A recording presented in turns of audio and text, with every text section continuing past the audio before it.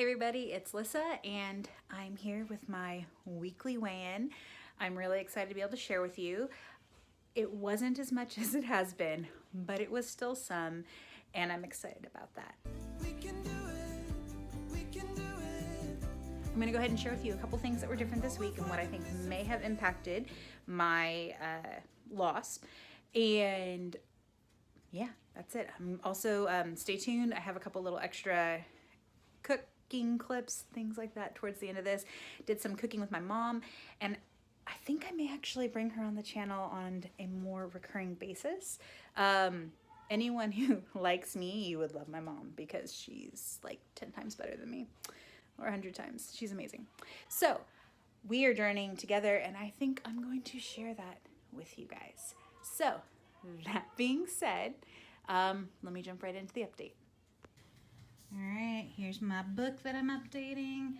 Last week I weighed in at 217.6, and today I weighed in at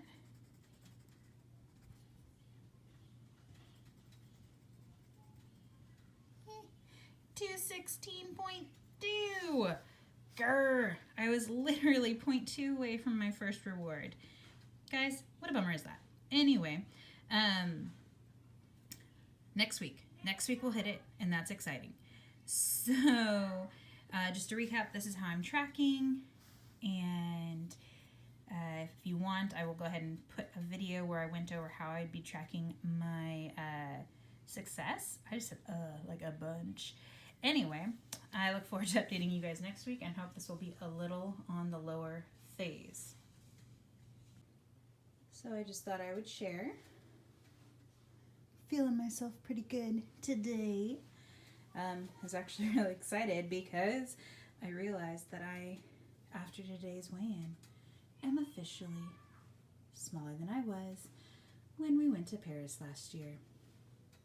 Yay! Another update I want to do is I am slightly adjusting my monthly goals. I'm obviously keeping my water goal, I'm keeping my weight amount goal. I realized that I think I might have been a little gung-ho about doing the whole full month of blue dots on like my first month. I'm still adjusting, figuring out what all that needs to look like, and that may have been a little zealous. Additionally, being like, I'm gonna work out 3 times a week, again, having not been working out, a little bit zealous. So I'm dialing that back a little bit. My goal right now is actually to do 1 time a week of exercise and just be more active playing with my kids.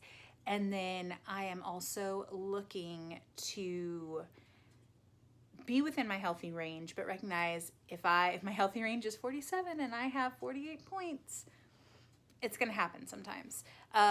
Doesn't help that we had 2 Mother's Day celebrations in one weekend.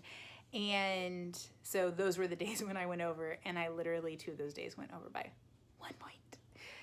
But I'm not gonna beat myself up with that, because I'm learning that to be successful on any journey, you have to fall forward, you have to fail forward, and you have to really understand and define what a failure is.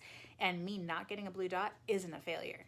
Me continuing and letting myself slide down because I'm like, well, I didn't get my blue dot, might as well eat 1,000 things.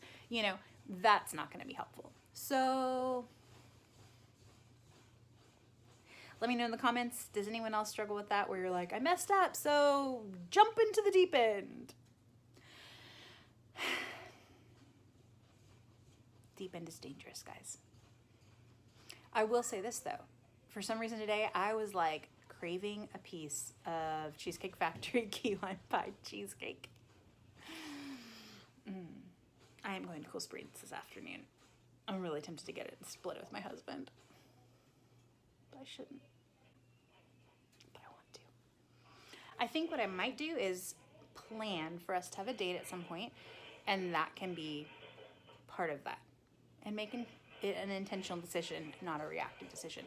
That is what I'm really trying to focus on with this weight loss, is not having a reactive decision, but to be intentional with the decisions I'm making. That's how I'm gonna change my life, is being intentional and not just rolling with it. So, what do you guys think? Work, not work.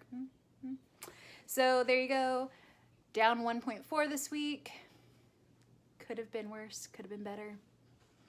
I'm excited for next week. I did say, sorry, I was getting tired. All right, this is not nearly as good an angle. I'm bootstrapping this, guys, just so you know. I'm recording on my phone with my arm, not even a tripod right now, just because I didn't feel like pulling it out. So things that changed this week, I did go into my weeklies. I used almost all of them. I think all but like 3 of them. Previous weeks, I haven't used my weeklies, or if I've used my weeklies, it's been very, very small amount. And I've worked out the other 2 weeks a couple times and had fit points and that kind of stuff, and was burning like 500 calories a workout. So this past week was really crazy. We had a car issue. We're looking for a new car. There's a lot of stuff going on. So I didn't get my workouts in, and I did my weeklies, so it makes sense that my loss will be less. So that being the case, it's interesting to see how my loss looks consuming weeklies and working out, or consuming weeklies and not working out versus not consuming weeklies and working out. So, but I also know that in the long run that can pay off, because it helps to not it jars your body a little bit. If you do the same thing over and over too much, that can get a little repetitive, and your body starts to recognize and starts to not respond as well. So if you are having issues, or you've stalled out, or you're not losing as much and you haven't been eating your weeklies, maybe try and eat your weeklies and see if that makes a difference. I'm not a dietitian. This is just something that I have seen in my own life, and I've heard other people say. Try it, don't try it, your call. Totally your call, okay? So that's that. Again, if you want to keep watching, I've got a fun little thing of making some food with my mama. And everyone, this is my mom. All right, so Mom and I decided that we were going to make two ingredient. I keep getting myself all psyched up thinking it's only going to be 2 points. Well, it depends on how small the item is, I guess. Right. So we were trying some fun Weight Watcher hacks today. Yes. Or sorry, WW hacks today. Because I got invited to a barbecue, right, for hamburgers. And I know these folks. They use big burgers, big buns. I like big buns and I cannot lie. But they are too many points. So, so I made 2-point hamburger buns. Yes. And they're so cute. They are very cute. And we tried a bite. Mm-hmm. They're legit. Like, I was afraid, like, I'll be real, guys. I thought when I hear everyone talking about the 2-point dough, or 2-ingredient dough, that it was gonna be nasty. Right? Like Greek yucky. yogurt and flour, and that's it. And it's kind of like, really? But it was actually good and so tasty. Rude. So rude. I record on my phone. I just got a call. Rude. Not even someone I want to talk to. Don't even know who they are. So yeah. Anyway, we also decided we found this amazing recipe for 5-point scones. And I don't know about y'all, scones are my love language. Scones are my jam. Like, I would live on scones if I could. That is how I judge a coffee shop. First, how is it scone? Second, how is it iced Americano? If it can't do those That's things, valid. it doesn't need to be a coffee shop. Right. It can be Dunkin' Donuts.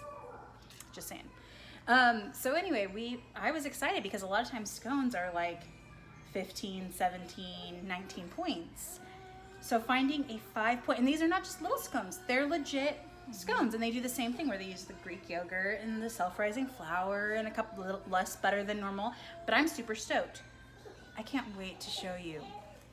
Wish we had taken pictures in the process, because it defies words. Yeah. So we'll show you in a minute. Yeah. All right, friends. This is the most amazing 5-point scone recipe ever, because look what you get. Oh, you can't tell how big that is. So I couldn't cut it. It was too wet. Oh, here we've got a banana to scale. Wait, no, put it back. Right, okay, like that's a banana. That's a scone.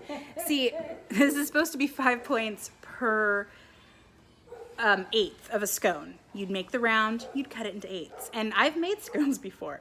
I don't know what was up with this recipe, but it just would not, like, no, we added like an extra half cup of flour and it was still so wet. We had to like flip it and scrape it, and we didn't even think that we'd be able to cut it because of how wet it was. So we ended up baking this, you know, scone loaf thing. We're gonna cut it now and I'll let you know how it is. But I wish that were a 5-point scone. That's what I'm talking about for a scone right there. Whole like pizza scone, maybe. So this is what it looks like. Nope. Inside. It looks edible. It looks edible. We're gonna try this here in a minute. It's a scone! It is a scone-ish.